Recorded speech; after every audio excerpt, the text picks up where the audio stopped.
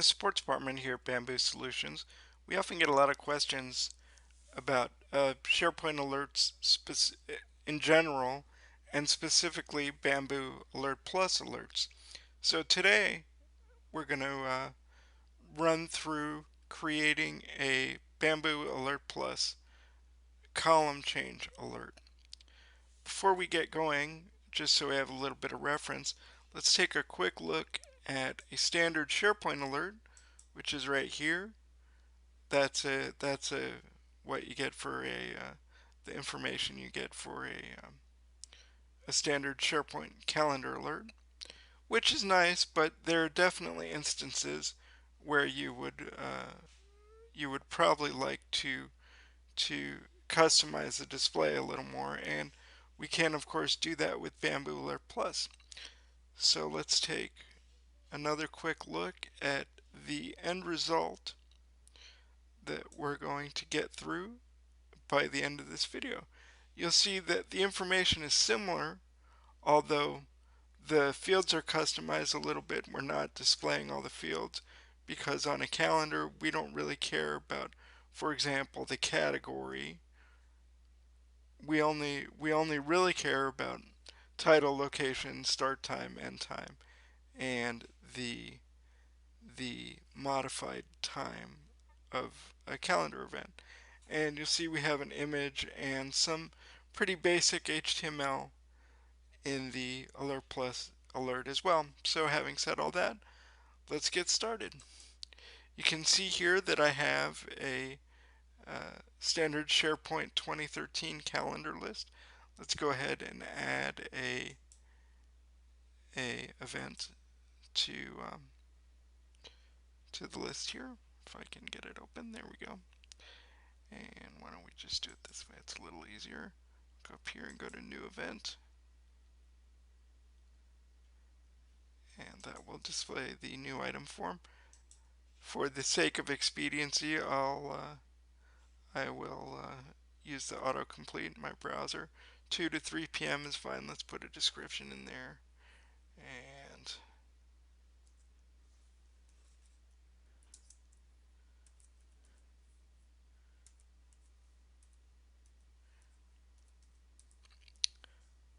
so that I think that's enough to get us going. We're not going to use any recurrence on this event. Although you could, as you'll see in Alert Plus deals with recurring events fine as well.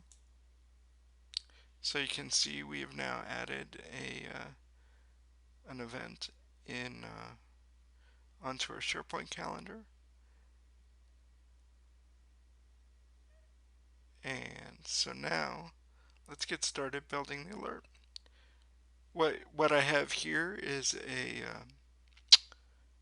a standard document library that I've named Web Part Pages, and I have set the default document type. I've changed it from a regular Word document to a web part page, but you don't have to do that. That step is entirely optional. And you'll see on this page I have already included I've already added the Bamboo Alert Plus web part to this page. So let's go ahead and click New Item on the Alert Plus web part. That will give us the ability to create a new alert. And for the sake of expediency, this is the alert title is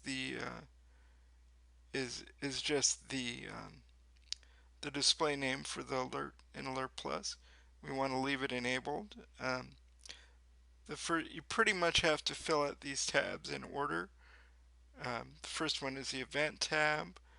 In this case, we're going to use SharePoint List or Library, and the / in the what SharePoint site stores the alert list means look for the alert list in the current site, and we're going to select our calendar list in this site, which is right here. And as soon as the AJAX loading is completed, you'll see I mentioned earlier that the Alert Plus does deal with calendar recurrence, event recurrence really well. That's all fine. let's do this. Let's check the expand recurring items, although for this video we only have one item, but that's okay. Um, what triggers the alert? This is the important column for the important drop down, one of the important drop downs. For this video, as I mentioned, we're going to do a specific column in the list changes. There are other items are created, deleted, um, created or modified, that kind of stuff. How often are emails sent? In most cases, probably want to use as soon as possible, but we can take a quick look and see. You can set every hour, every day, every week, every month, or a custom schedule. But for this video, we will leave it on as soon as possible. The next section, which is pretty important, is the Camel Query. This, especially for the specific column changes, the Camel Query is absolutely necessary, and I will explain why as I'm building it. So, what this is going to do, what the Camel Query does for the fields we want to display, which in this case are title, location, start date, end date. If what we're going to essentially accomplish with this Camel Query is say if the current title does not equal the old title, or the current start time does not equal the old start time, or the current end time does not equal the old end time, or the current location does not equal the old location, then send an alert. So let's go ahead and build that. We'll start with title, and these are basically alphabetical. So as I mentioned, the field we're going to start with is title. That is the current title is not equal to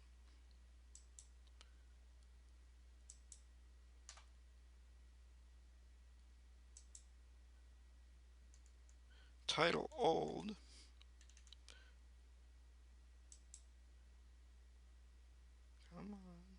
Come on, there we go. Or, you'll see as soon as the Ajax is done loading, it'll add another condition statement here. Let's do location next. Oops, sorry. Selected the wrong field there. Let's do location is not equal to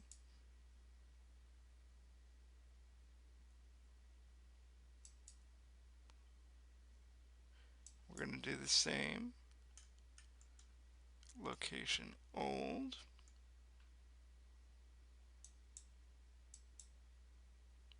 Then we're going to select or again here.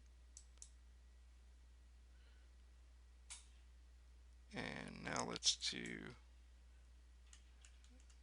the start time is not equal to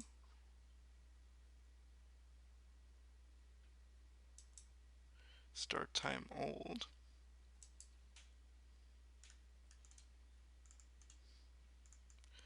Scroll the browser down here a little bit. Make sure you select that. And we're going to do one more or and add the end time.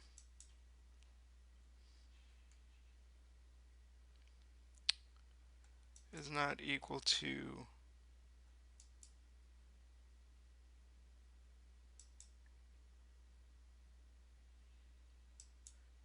end time old, which is right here.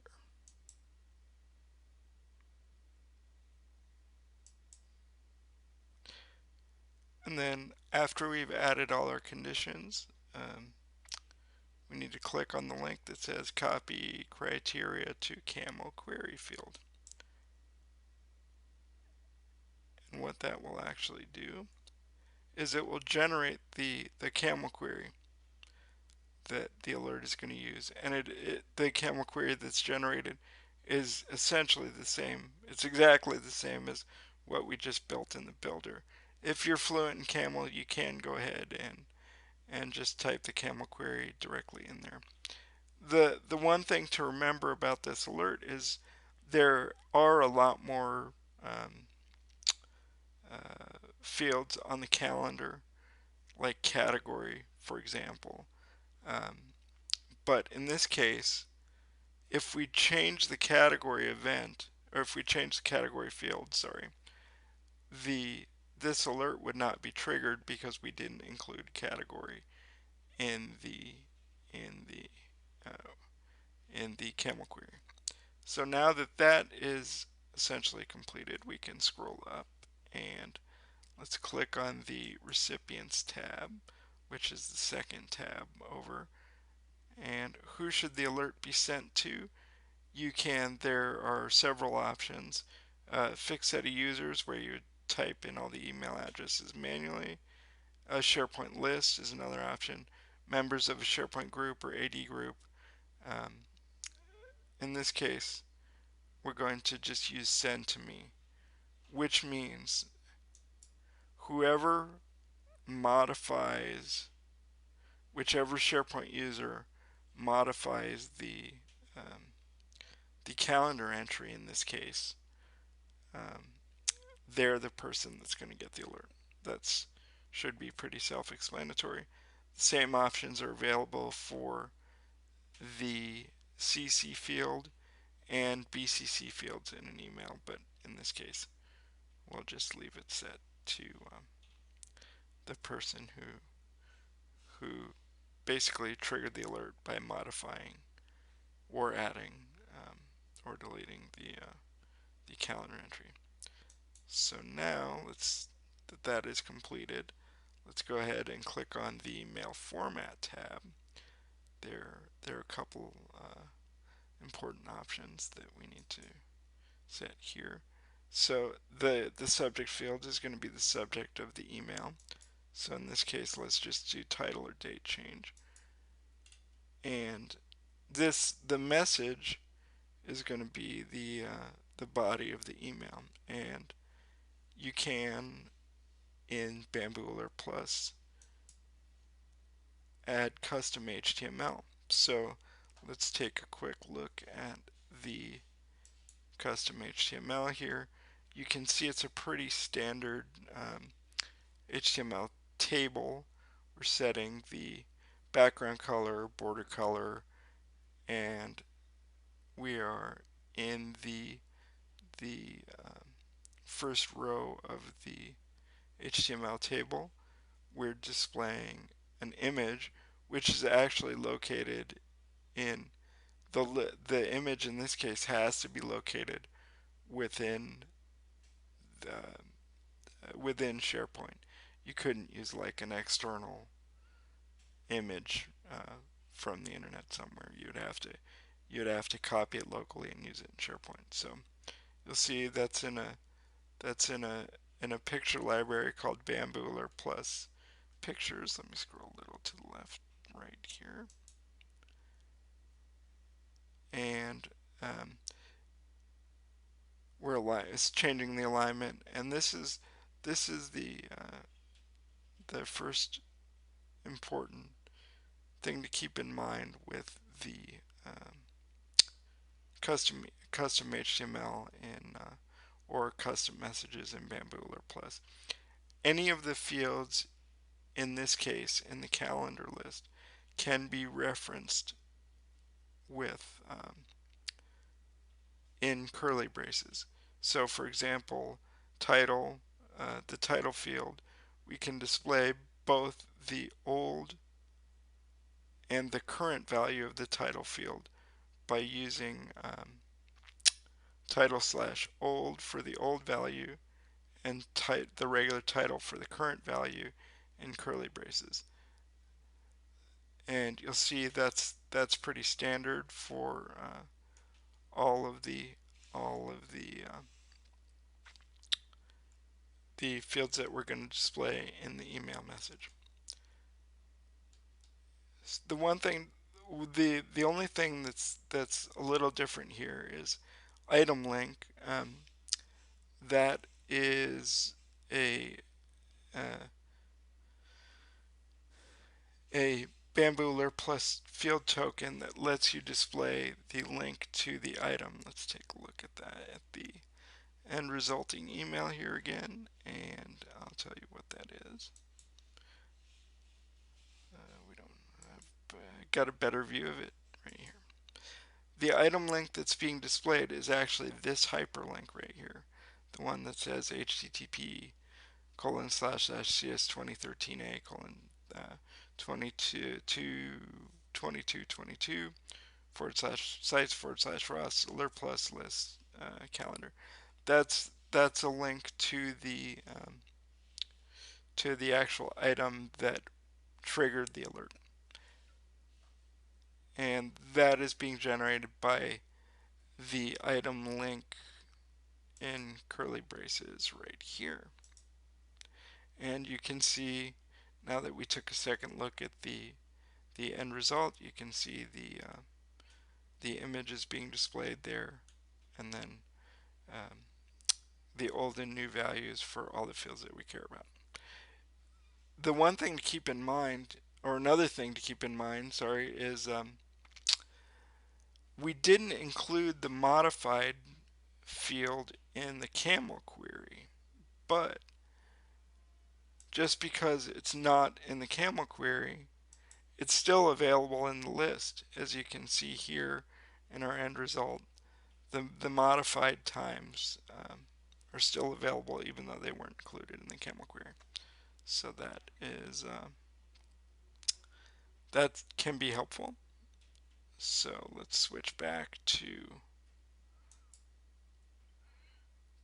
our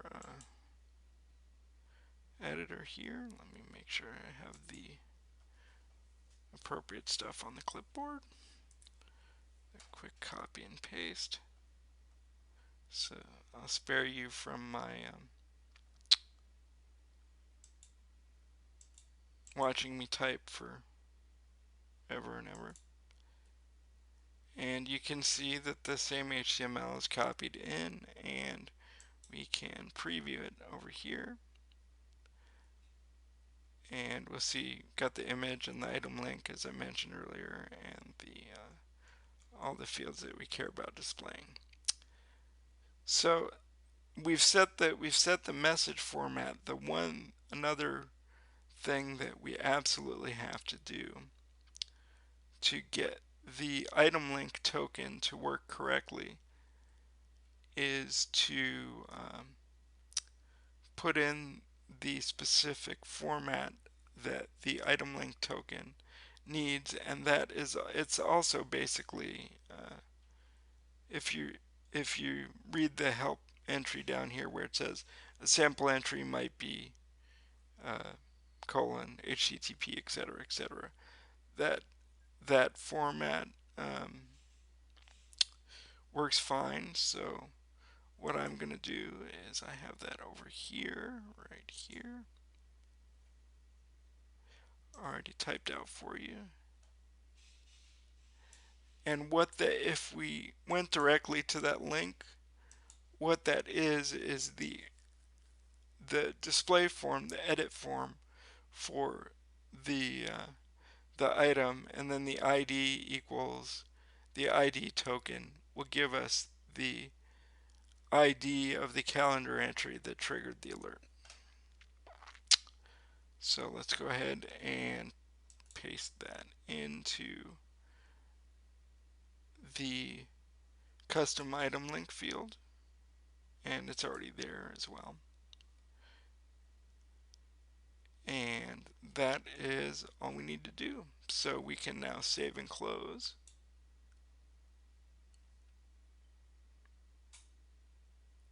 Hopefully. There we go. You can see we have the alert title, the title that we created, the list name that generated that's going to generate the alerts, and the alert is actually enabled. And if we give this a minute or two, the last run date and last run status will be populated. So let's do this. Let's go in here, back to our calendar, and let's modify our alert so the alert is actually, let's modify the calendar entry so the alert is actually triggered. So let's go ahead and edit this item, and let's change the location or add a location. Let's go to rested, and you know what, let's change the alert title as well. I'm sorry, the calendar entry title.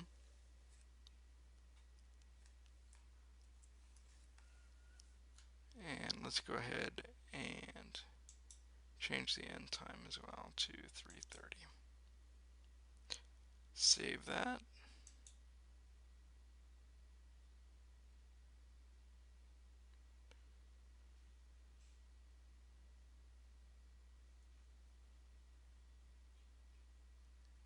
And let's go back and look at Alert Plus.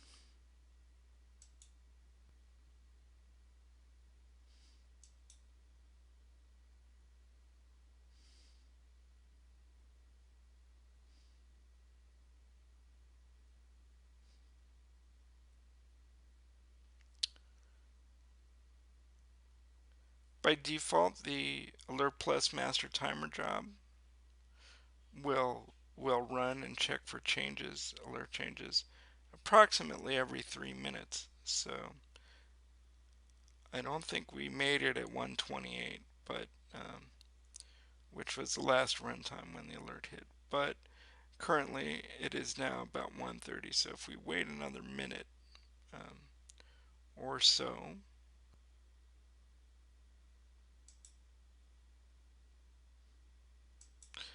and at 1:31,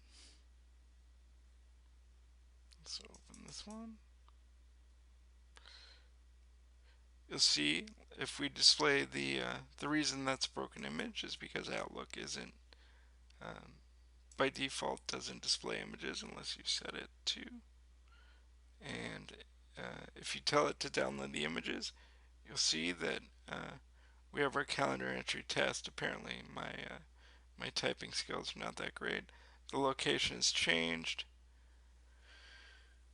Because the old value is blank, the new value is rested. The start time remains at 2 p.m. The end time changed from 3 to 3:30, and the modified time went from 1:11 p.m. to 1:29 p.m. So essentially mission accomplished. I hope this helped, and thank you for watching.